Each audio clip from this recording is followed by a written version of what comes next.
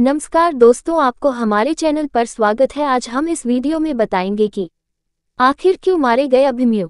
तो वीडियो को अंत तक बने रहे और चैनल पर नए हैं तो कृपया चैनल को सब्सक्राइब करें। धन्यवाद।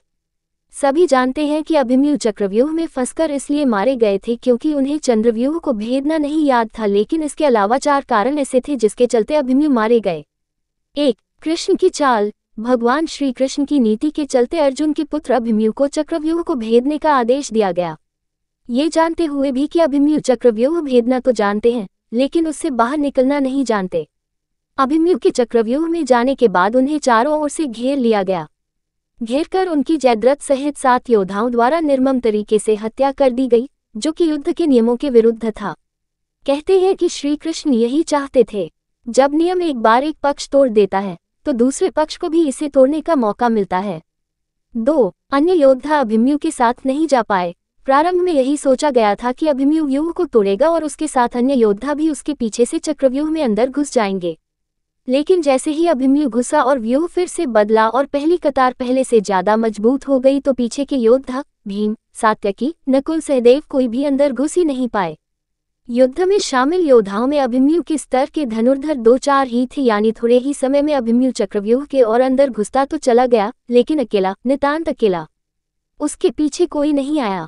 3. लड़ते लड़ते थक जाना। जैसे जैसे अभिमन्यु चक्रव्यूह के सेंटर में पहुंचते गए, वैसे वैसे वहां खड़े योद्धाओं का घनत्व और योद्धाओं का कौशल उन्हें बढ़ा हुआ मिला, क्योंकि वे सभी योद्धा युद्ध नहीं कर रहे थे, बस खड़े थे, जबकि अभिमन्यु युद्ध करता हुआ सेंटर में पहुंचता है। वे जहां युद्ध और व्यूह रचना तोड़ने के कारण मानसिक और शारीरिक रूप से थके हुए थे, वहीं कौरव पक्ष के योद्धा तरोताजा थे।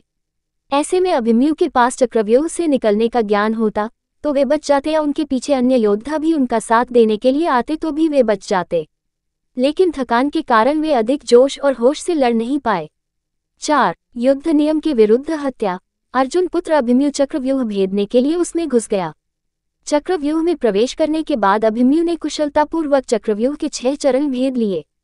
इस दौरान अभिमन्यु द्वारा दुर्योधन के पुत्र लक्ष्मण का वध किया गया। अपने पुत्र को मृत देख दुर्योधन के क्रोध की कोई सीमा न रही। तब कौरवों ने युद्ध के सारे नियम ताक में रख दिए। 6 चरण पार करने के बाद अभिमन्यु जैसे ही 7वें और आखिरी चरण पर पहुंचे तो उसे दुर्योधन, जयद्रथ आदि 7 महारथियों ने घेर लिया। अभिमन्यु फिर भी साहपूर्वक उनसे लड़ते रहे। 7 ने मिलकर अभिमन्यु के रथ के घोड़ों को मार दिया। फिर भी अपनी रक्षा करने के लिए अभिमन्यु ने अपने रथ के पहिए को अपने ऊपर रक्षा कवच बनाते हुए रख लिया और दाएं हाथ से तलवारबाजी करता रहा। कुछ देर बाद अभिमन्यु की तलवार टूट गई और रथ का पहिया भी चकनाचूर हो गया।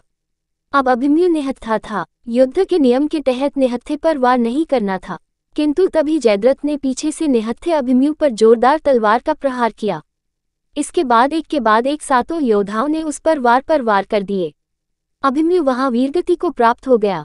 अभिमन्यु की मृत्यु का समाचार जब अर्जुन को मिला तो वे बेहद क्रोधित हो उठे और अपने पुत्र की मृत्यु के लिए शत्रुओं का सर्वनाश करने का फैसला किया।